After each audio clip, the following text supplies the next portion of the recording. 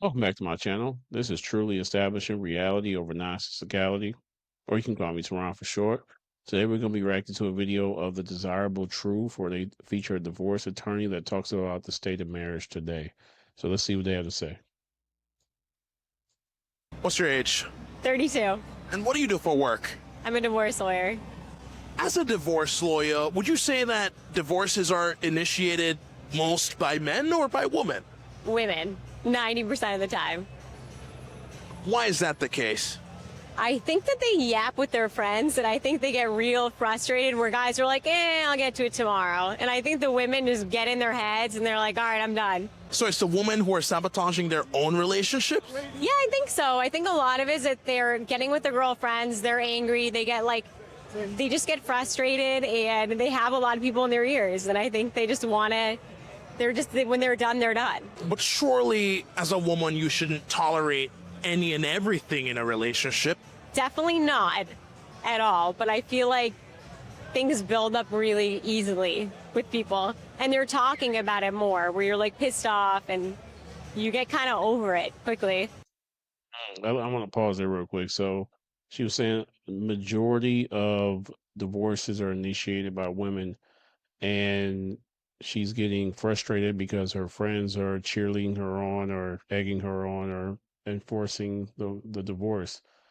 Now, there's several layers of issues I see here with that. I agree with her. However, um, the what I'm seeing here is a lack of communication. And when I'm looking at it from the outside looking in, she's communicating, not this lady, but in most cases, the women who are frustrated or disgruntled in their marriage, and they're going to their friends, getting bad advice from their friends. And this is why I tell the fellas, and this mostly goes for the ladies on this one, is ladies, the worst advice you can receive is from other women. And let me clarify that by saying that the worst advice that women could receive is from women who are not happily married. Women who are either miserable or single or any of the above, any of them that are not happily, and I mean happily, I stress that, happily married, because they're women that are miserable, enforcing more bad behavior. They're going to egg you on and cheerlead also bad behavior choices, to the point where you really are, instead of communicating with your spouse because there's a lack of communication and you're frustrated, you're communicating with your Fantastic Four friends.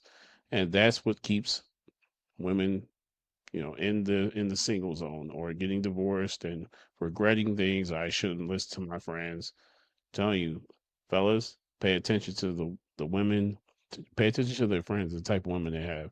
If their friends are very, are not in happily, married situations, or just, all over the place, that's where they're gonna end up. I'm telling you. Energy attracts. Let's keep going and see what else she had to say. But how long have you been a divorce attorney? Probably like since 2016, I've been practicing, and then 2017 officially barred. So being that you've been in the field for 8+ years, do you think that marriage is outdated now? Outdated, but it's a more acceptable to get divorced, right? Because like we're seeing it a lot more. It's not taboo, so it's changed. Do you think that sexless marriages can work? No, and 100% every single time. I like mostly work for men, so every single time they're in a consult with me, I'm always hearing, I haven't had sex in 10 years, I haven't had sex in 5 years, I haven't had sex in 15 years, and I'm like, here we go again, the sex talk every single time. So it's like you need to make sure you're doing it like 3 to 5. I would say like 3, 2. Sometimes you want to go like 2 times, 2 to 3, but it really should be like 4. 2 to 4 times is ideal. So a lack of sex in these marriages is the most common theme that you're seeing when they end. Yeah, because it's connected to more of that. It's not just physical. It's like, all right, well, if you're not into someone and you're disgusted by them and you're pissed off at them, you're not going to be having sex with them, right? Because you're going to be unattracted to them, you're going to be irritated, and you're not going to be into them. So you're not going to be banging them. So why do you think people stay in these relationships for so long? Oh, let me pause it there because they're going from topic to topic. So she's saying there's a lack of sex in 100% of the cases, which is, commonality. When you have lack of sex, there's lack of communication means lack of sex. You're not intimate with each other. You're not on that same connection. Now, this I am going to point towards us men, because men, it's our job to know the temperature of the room that we walk into. So in your marriage or in your situation with your significant other, you have to know, you're not a mind reader. That's where the poor communication comes. Women will say things, they're short, whether it's how they text, how they respond to you, how their body language. A lot of women wear their heart on their sleeve, but if we're too distracted and consumed into our own world, we're not paying attention. And this is what, she's saying now. Yeah, if I'm zooming in here, it looks like she's married. That looks like a rock. I can see it from here. So I'm going to assume that she's married. So ladies, and she looks like she's happily married. She knows how to carry herself. She's dressed like a lady, not showing a whole bunch. She's dressed like a normal, like I would call her a wife, someone that you would wife. So, ladies, take notes, because intimacy is not just important to the man; it's important to the woman. It's important to both parties. Again, it's not equal, but it is a component of a happy, not only relationship but happy marriage. And this is one of the things that she's also mentioning is most of these marriages are just, oh, I haven't had sex in years. That's insane. That's completely the man's fault, because it's gone so far where you're just basically roommates. You haven't touched each other in years, and you wonder why one or both or the other is cheating on one another, but you lost the foundation of how you got there. And this is where we see like the push and the pull. We have all of these, situationships. That's what they turned into. It used to be marriages, now they're situationships. Now it's cheaper to keep her. Now you don't want to get a divorce because it's, all this paperwork, but really all you need to do is sit there and talk to one another. You need to sit there and you need to communicate. The communication is what's so key here. And it's clear as day when people are not communicating, they're not happy. They rather talk to their friends or talk to their spouse, which is asinine. You're not married to your friends. Your friends are going to keep you single. Your friends are going to tell you, hey, well, guys, we have the tendency, especially if when women are most women are going to be more in tune with their emotions. Guys, we're like, yeah, I'll deal with it later, like you said. I'll deal with this later. I'll do this, and I'll get to it when I get to it, because it's not the top priority, because they feel like, hey, if I just work hard and I just do these things, eventually it'll work out. But you got to understand, once the woman is checked out, if you're not checking on her, she's going to check on somebody else. And that's just how it is. And if you're in fear of losing her, you already lost her. So you cannot simp your way back to it. You need to build the foundation and communicate. This is what part of a marriage is communication.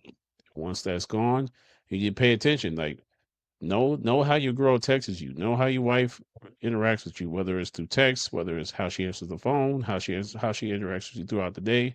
Those are the subtle signs, as I say, hey, something's changing. And when she says, hey, yeah, what's wrong? Oh, nothing. I'm fine. Clearly that's cap. That's a lie. You just need to find the time when she's, give each other some space, but eventually you need to address the elephant in the room instead of letting the elephant move in or be roommates and not pay rent. And you just over here living separate lives in the same house. So keep that in mind, fellas. It's our job to know the type of women we lay with or we choose to spend our life with. Like, man, y'all got to be careful, because a lot of these women don't deserve to be housewives.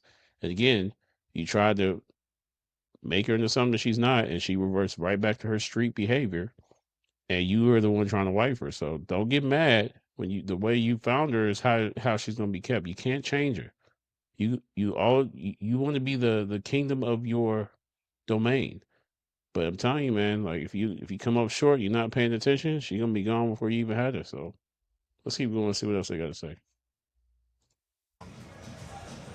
I think they stay in it just because it's comfortable and it's easy and it's really hard. This is a marriage is a breakup on steroids. Like if you're gonna get a divorce, it's not just like I'm moving my shit out, bye bye. It's like if there's kids involved, forget about it. It's like your whole life is upended. It's a major decision.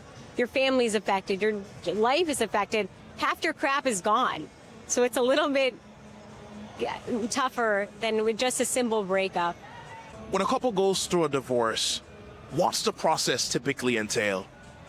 someone has to file. First and foremost, someone's got to file. So you got to fill out the paperwork, file it with the court, and then you've got to serve someone, or they have to sign something saying they've gotten it. So either you have a random stranger who's hired by a service, or you have someone that you know go and hand them the paperwork, which is always awkward. Or you can tell them, hey, I'm going to divorce you, and you're going to sign this document saying you've received this, which is always awkward. So wait, they don't send a sheriff out to serve them, or? You can't, like, some people will do that where you can get a constable, but it's not a sheriff. If there's a restraining order, you get a sheriff to do it. A lot of people Okay. Whole nother. So they sign that, then what happens? Then they have in California, they've got 30 days to file a response. In Massachusetts, where I'm also barred, like, they can just respond. So someone has to respond to it and say, all right, yeah, I want a divorce too, and this is what I want to do. And it's a simple paperwork. So party A agrees for the divorce, and so does party B. Does that mean that they're officially divorced and that's fun, or? No, I wish. It'd make things a lot easier, but no, you got to go through this whole rigmarole. All right, well, what do you have? Show me your paperwork for the past. Show me your bank accounts. Show me your credit card statements. Show me everything. I want to see what your financial assets are. So you got to break it down each person, which causes problems, right? Because someone's on OnlyFans, you're seeing it on their bank account. Because unlike, Ashley Madison, they used to hide it as American Bank. OnlyFans just says straight up OnlyFans. They have. Hey, real quick, she's saying a lot of stuff here about the process of divorce and OnlyFans. Let's say you're getting to the point where you think that they've been cheating for a while, or they've been unfaithful for a while, so you want to know the history of the bank statements and things of that nature. Keep in mind, I'll tell y'all something, fellas, thou shalt not pay for an OnlyFans subscription. Some of you have heard of Hoodville. In Hoodville, we trust. I'm telling you right now, and that's part of one of his 10 commandments. Thou shalt not pay for an OnlyFans.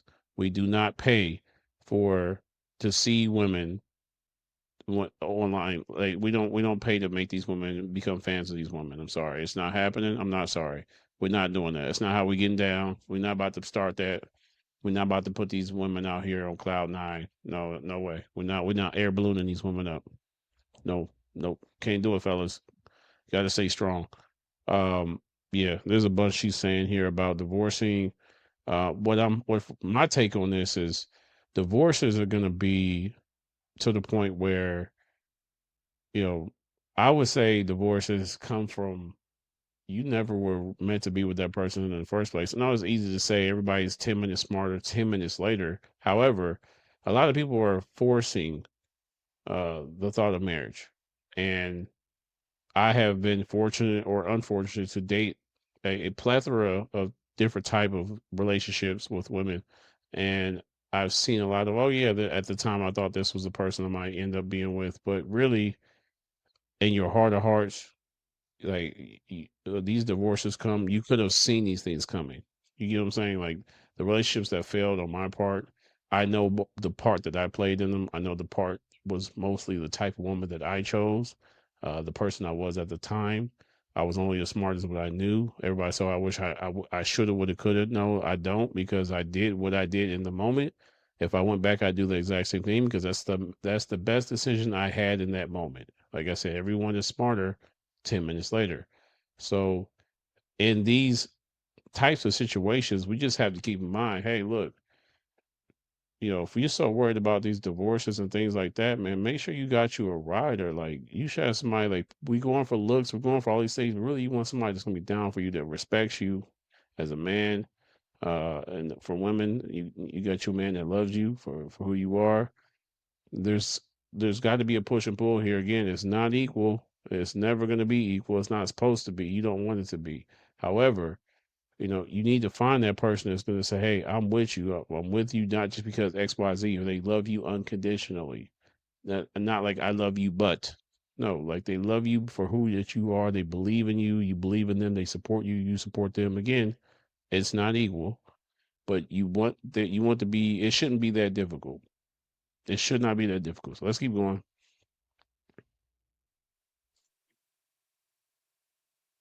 Have no shame with their billing. So you start seeing these kind of charges and you go, all right, well, we need to do more. I got to look into this. What else have you done? Have you gone to hotels? I want to see more bank statements. Take me back 5 years. And so this can expose more Yeah. infidelity in relationships. Yeah, and problems. So it's like, all right, now you're doing a deep dive and now you're starting to snoop through stuff and you've got some problems. Yeah. Okay. See, that's crazy. But after that process is done with the financial assets and looking at that, is it just the man had... So after that part's done, is it the man has made 100K and the girl makes 50K, so the girl gets 25 from the man, or what? No. Then you're going to be looking at a whole complicated state-by-state calculation of, all right, how long were you married? Okay. Who paid what? Who's doing what? Who can earn what? Like, so now you're looking at all the potential of that, and you're going to get a crazy calculation. And if you're married for a decent amount of time, you're going to get some spousal support. If you're like, say the guy's paying all the bills, woman's at home, the guy's going to pay up. He's going to be paying a good amount, and it's going to be for, in California, if it's less than 10 years, he'll be paying half the length of the marriage. Massachusetts, you go, you know, it goes to 5 years, 10 years, 15, 20. It doesn't go, it's more regulated, but just depends. Being a divorce lawyer for 8 years, are you for prenups or are you against them? Prenups are amazing. I'm a big fan of prenups. When some of my friends get married, instead of giving them a blender, I give them a prenup because it's a lot more useful, and I just do it for free. Oh, wait, tell me And I how know much they're is that bad? When my friends get married, I give them, instead of giving them a blender, I give them a pre. That didn't make any sense. Wait, let's go back. But just depends. Being a divorce lawyer for 8 years, are you for prenups or are you against them? Prenups are amazing. I'm a big fan of prenups. When some of my friends get married, instead of giving them a blender, I give them a prenup because it's a lot. So I know she was trying to be funny, but that don't make any sense. How you get a prenup after they get married? That doesn't make any sense. I thought I wasn't tripping. Yeah, you can't give someone a prenup. Correct me if I'm wrong. She's the divorce attorney here, but I don't believe you can get a prenup after you've already gotten married. That's the whole point of a prenup. It's a prenuptial agreement prior to signing your marriage license. Correct? Someone correct me if I'm wrong. Let me know what you guys think in the comments. Anyway, I think she was just trying to be funny, but yeah, you know, whatever. Let's keep going. I'm more useful, and I just do it for free and set it up. And I know the relationships, you know what to put in there. And it's great. So prenups, and you have a roadmap, basically what you're going to do. You can save like 50K on average if you have a prenup, like easily. Because you already say you divide this, do that. And you can put like, you can put future stuff in there. So vacation home, okay, I have no vacation home right now, but you put in the prenup and you can divide your vacation home, or say you have a business, divide your business a certain way. You do certain things. But if prenups are so simple, why are so many women against it? Because they want as much as they can get, obviously. I mean, you're not going to go to someone and say, hey, I'll like, you want half my, like, can I give you half the amount you're supposed to get? Who would take that deal? Not many people. So it's not a very appealing thing. It's like going to someone who's ordering a sandwich and said, let me give you half the sandwich. Who's going to eat that sandwich? You want the full sandwich. And what's the biggest misconception you've noticed when it comes on to divorces? I don't think they're as taboo as they need to be. Like, everyone's like, oh, it's so bad, and it's like ruins your whole life. It doesn't. I think like there's a lot of times where people find their second loves, and that seems to be really amazing, and they seem so much more happier and balanced. So it shouldn't be as taboo, and that's a misconception. Have you ever had to represent a client over multiple marriages? Yeah, and every single time I'm like, don't do it, man, don't do it. Can you get a prenup? Can you do something? And I have like multiple clients that are like, all right, here we go again. I just tell them don't do it. Man, it's awfully close to that freaking Lamborghini. Sheesh. I mean, I know it's a Benz, but come on, like, I tell you this, it's a big price gap here. Do it, and they just do it. And I'm like, all right, see you soon. Are you single? No, I'm married. How long have you been married? Now 5 years. So how does your job make you view your relationship with him? Just like more, you're looking out a little bit more. You're like, all right, I need to maybe work on things a little bit more. You see stuff that's alarming. But when you're dating as a divorce lawyer, it gets a little crazy, right? Because you're like, all right, Let me see how he is angry. Let me see how he is when he's sad. Let me make sure I go through a major event before I commit. Let me see how it is living with this person. So you have to be more aware. So would you say that mentally it still puts a strain on your relationship, or it's just as easy as like working at a 9 to 5? Wouldn't say with the strain. I think it makes it stronger because you know what not to do. Basically, you're like, all right, if I do this, this might be a problem, because you see so many guys complain about like, my wife didn't do this, my wife didn't do that, and that bothered me. So I make sure not to do those things. Okay, yeah. What do you guys think about that? There was a lot of content there. I kind of wish he had asked her, like, hey, do you and your husband, do you guys have a prenup? Because that's a good segue. Since he had just previously asked her about prenups and things like that, to see whether that's something she exercised at her marriage. It sounds like she doesn't have one the way she was describing it. Well, who wants to take half the sandwich, right? So I get it. Again, fellas, be careful who you lay with, and be even more careful who you say you're going to spend the rest of your days with. That's a bar. Write it down and take note of it. I'm telling you, your older self is gonna thank your younger self later. Be due diligent. Do not just wife someone just because she's pregnant now. You didn't do it right. Like, you have to set your foundation. You can't build your house with dirt floors. You just can't. You got to start from the ground up.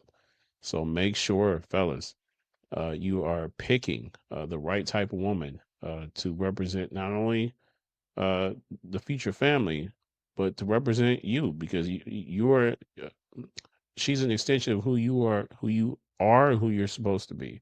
And like on the other side, likewise, well, you're supporting her for who she is and who she intends to be, whether you're around each other or not. So all these divorce talks, yeah, I know divorce is let it's more common now, it's less taboo, but we shouldn't be getting with each other with the thoughts of, well, if this doesn't work, because now you've already planted that seed in the back of your head, like, all right, I already planned if it don't work out. Yeah, I get it. Hope for the best, plan for the worst. But what are we really doing here if we got one foot in and one foot out of the marriage by saying, hey, well, if this doesn't work out, like, why you're supposed to be sure, like, right? You committed. You said, this is the woman I choose to be with. And then if she says yes, she says, this is the man that I choose to be with. Yeah, there's not going to be all guns and roses the whole time. However, we have to make sure we're on the same page. It starts with communication. It starts with having an understanding. You're going to get upset with each other. You're going to be angry. You're going to be mad. You want to, yell each other's head off or whatever it is, as long as you keep it to a certain level of understanding, but most importantly, of respect. You're going to feel like, oh, I can't stand this person's guts. Um, what my godfather used to say, man, when I first met my wife, she looked so good I could eat her. Now, sometimes I wish I did. See, I get it. But at the end of the day, the foundation of your house that you build with your spouse is going to be that communication, that love. That's where that love comes from. There's that communication, because this is why I don't get jealous when it comes to my fiance. It's like, go ahead and talk to her if you want to. Buy her a drink. She doesn't drink alcohol.